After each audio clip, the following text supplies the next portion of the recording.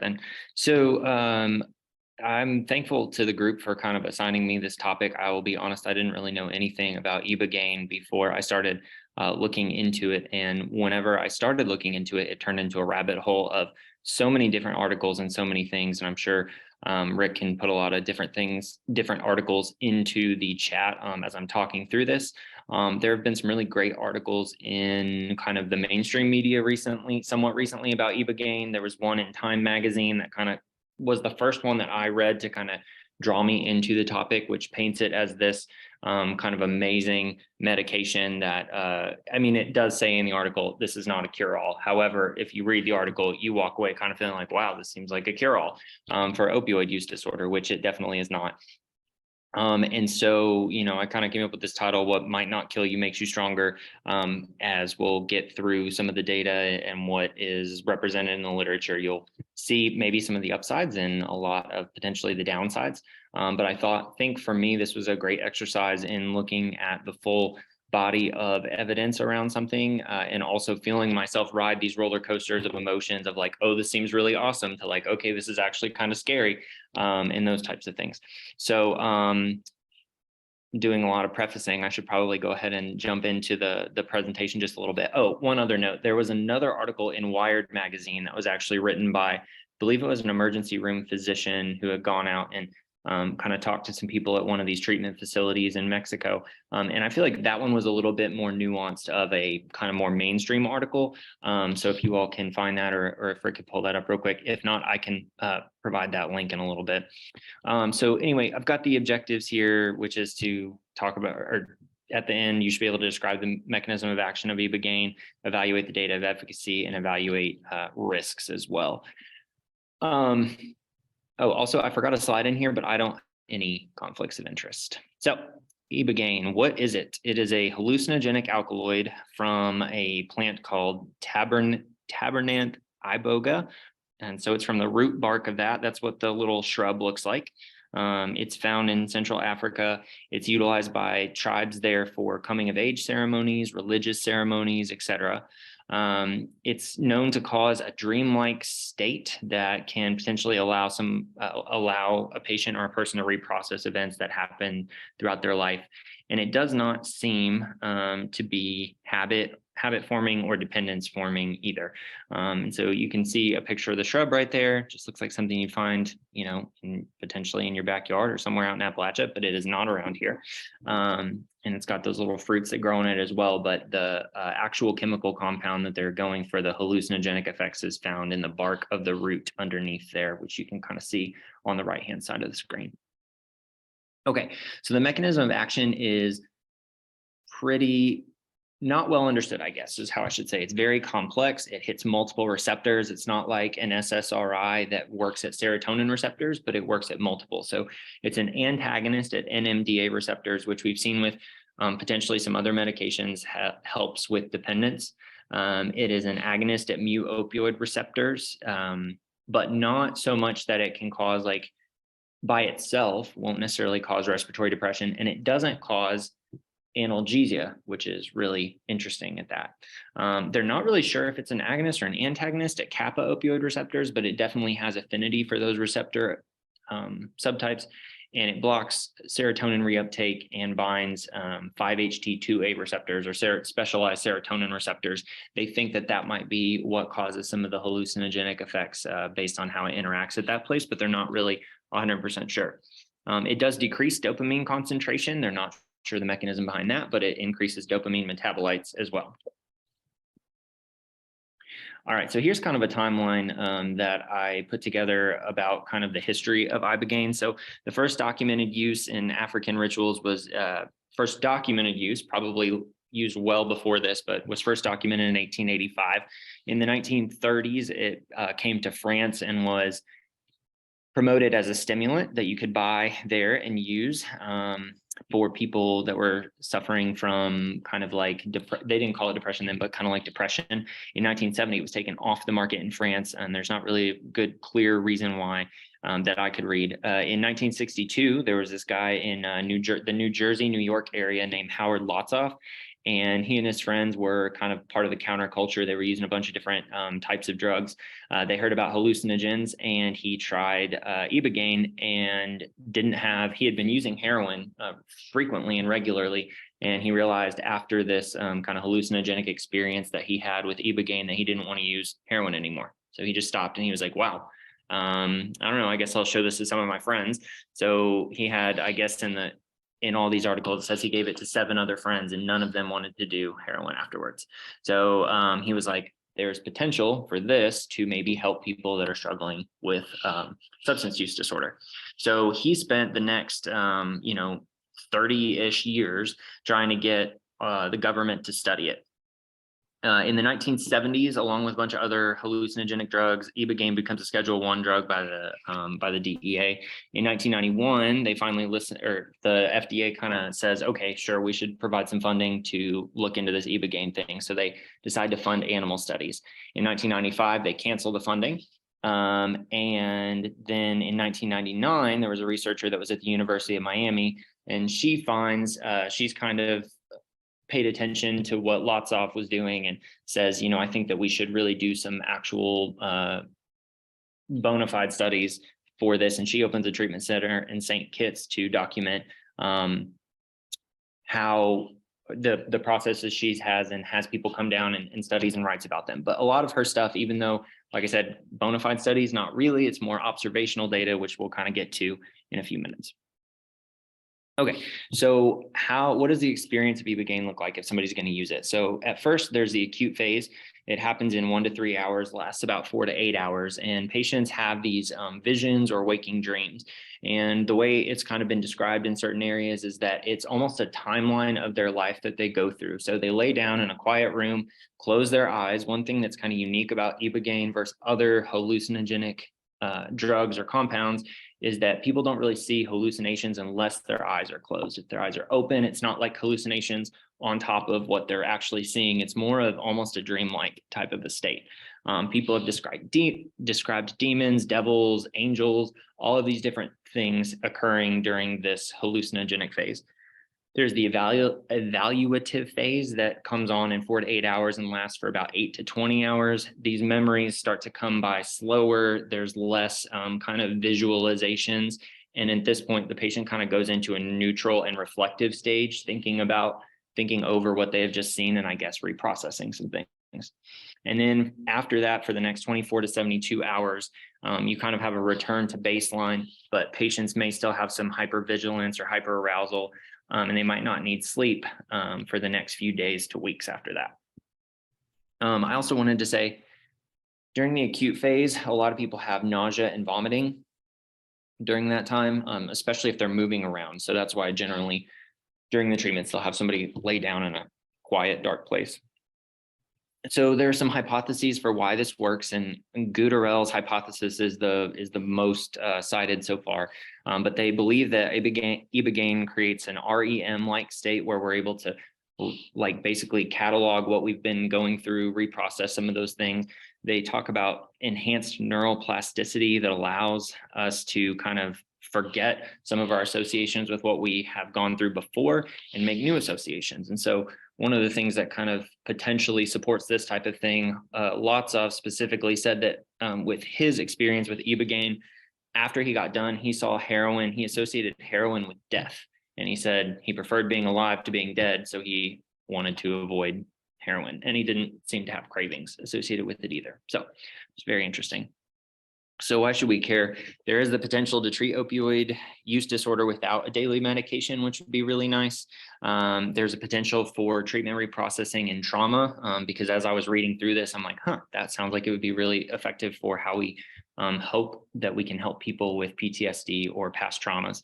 But what's really, I think, more, and we'll see this because of some of the downsides of Ibogaine, but maybe we can find other drugs or alterations to the Ibogaine chemical where we could get the efficacy without some of the potential side effects. All right, so I was kind of heavy on evidence here because there's not a lot of great data, but there was a lot of different stuff out there. And so I'm going to try to make this as palatable as possible and get to the big things. So Alper, Kenneth Alper is his name. He's kind of a colleague of Lotzov's, and he does a lot of work with Ibogaine. And so a lot of the articles around it that you'll see will have his name attached to them. So he did this write-up of 33 case reports of people using Ibogaine and like what happened to them afterwards. And so for these people, specifically, I wanted to say, so Ibogaine kind of has like another neat thing about it, or interesting thing about it, is that people who are using opioids even daily, we know that patients who stop opioids are going to have opioid withdrawal symptoms, but Ibogaine seems to temper, kind of attenuate, make the symptoms of withdrawal not as bad. And in some patients, it even removes those symptoms of withdrawal, and they're not really sure why or how that happens. So in this specific case report, or case reports, collection of case reports, it was 33 case reports for daily heroin users. The dose of Ibogaine was about 19 mg per kg times one dose.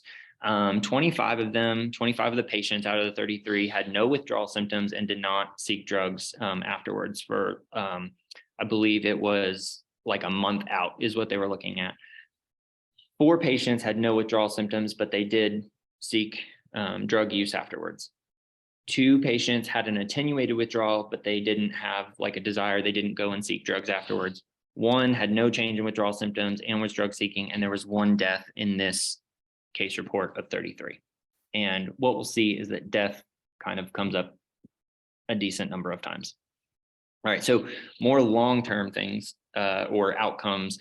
So Howard Lotzoff in 1995, when he was going to the FDA to say, hey, you really need to fund this or continue to fund this, because remember 1995 was when they stopped funding research for it. He was talking about some of his experience. And so this is a compilation of 41 anecdotal self-reports. So there's a lot of potential bias here, especially for somebody who wants to get a drug researched, right?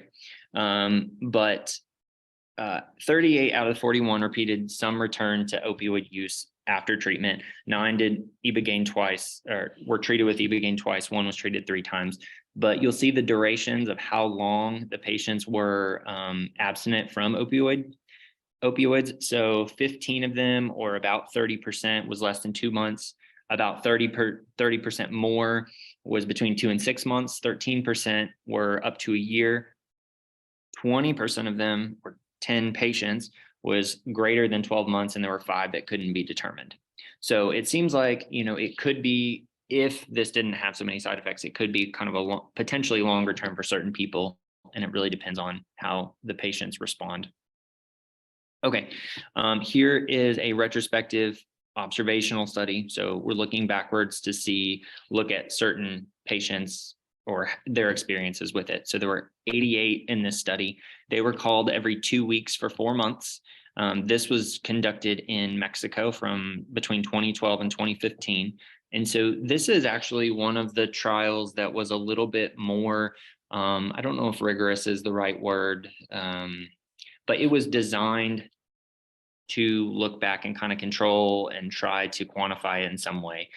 So subjective efficacy, 61% said it was a very effective treatment for their opioid use disorder.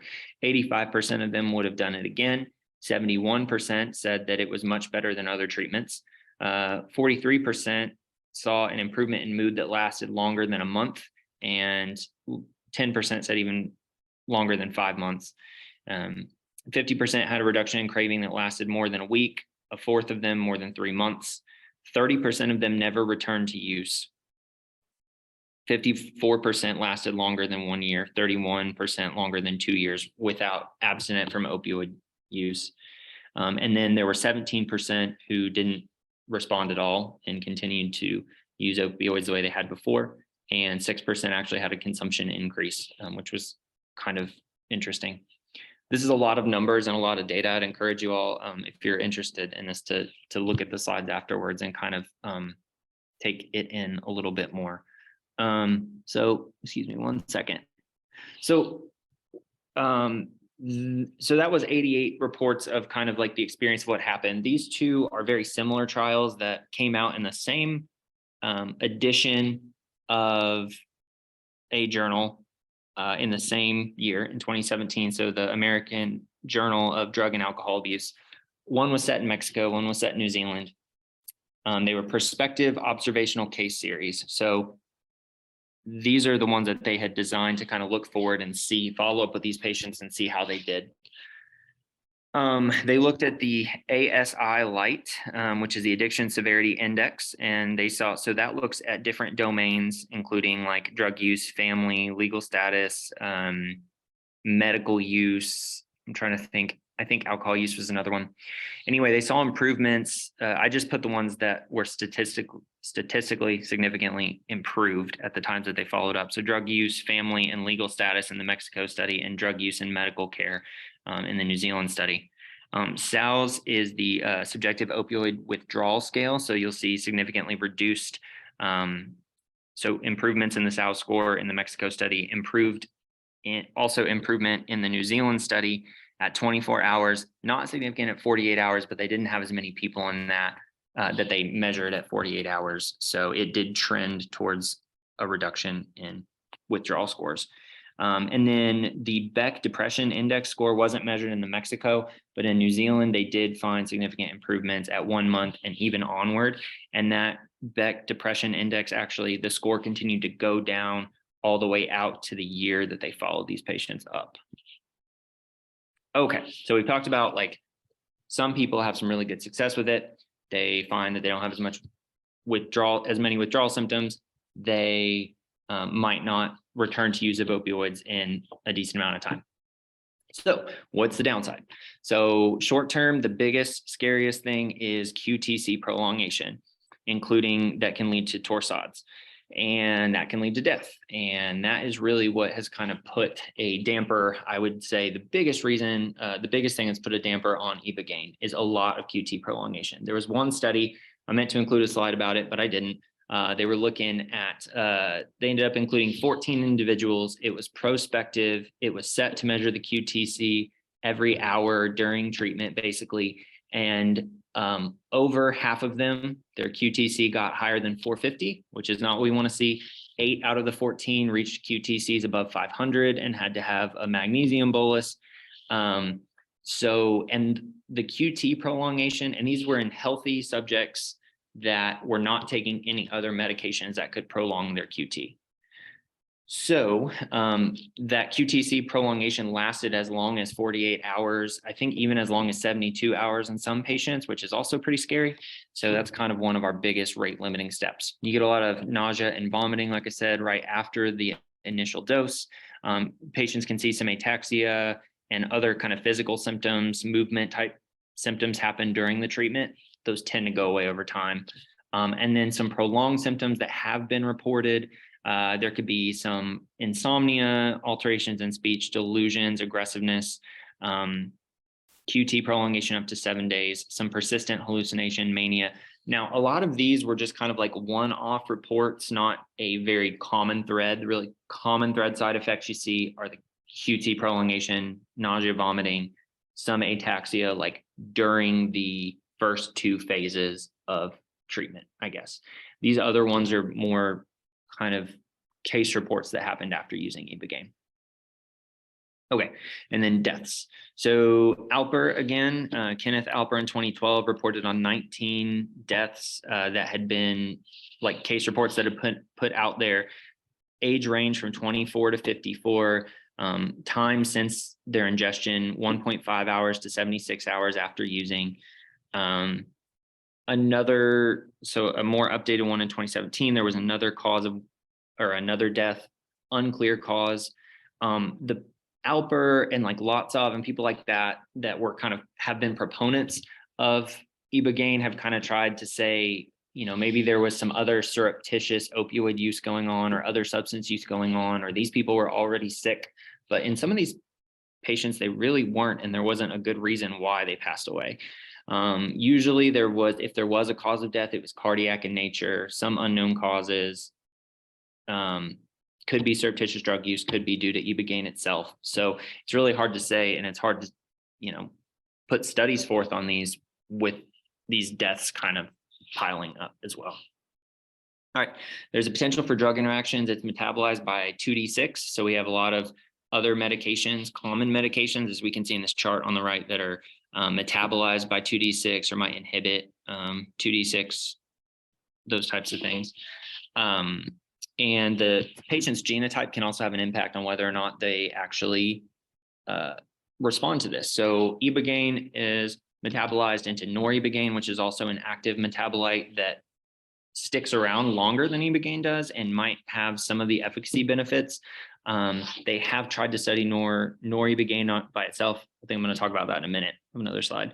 But if you're a poor 2D6 metabolizer, you're not going to get to noribogaine, at least not in significant concentrations. If you're a rapid metabolizer, you might expose yourself to more of the drug, which could be dangerous. So that's concerning as well. So noribogaine, they have studied it. It has less adverse reactions, including less chance for QT prolongation. However, it doesn't appear to be efficacious as Ibogaine itself is. So there might be some other compound or something going on in there. We've got 18-MC, that's what I'm going to call it. It's a synthetic derivative that's been created after people saw some potential with it. So the hope is to remove the hallucinogenic and cardiac effects and have something that could be used for opioid use disorder. They're in the early stages of evaluating that. And then the researchers at UC Davis made this tabernanthalog. I tried to see if there was any data. There's ongoing trials in clinicaltrials.gov, but nothing concrete out yet. All right, so to kind of recap what we talked about, it's a Schedule I hallucinogenic drug. It is legal in other places. It's legal in Canada. It's legal in Mexico. It's legal in several European places. It's legal in New Zealand. So people with a lot of money can travel to use it if they find that the benefits in their mind outweigh the risks. And I always try to look at like Reddit and certain other places online just to see what people who have used this say. And some people have said, like, I've been struggling with opioid use disorder for a very long time. And to me, even if I pass away, trying to fight this addiction that I've struggled with, or this use disorder that I've struggled with, at least I've tried everything that I can. And I'm not here to pass a judgment either way on that type of statement, but I found that really interesting and kind of compelling to read through. So again, it's derived from a Central African shrub, has anecdotal evidence that it helps potentially some patients with opioid use disorder, but there's a lot of risks and they likely outweigh the benefit. But we might potentially have some interesting places for future research.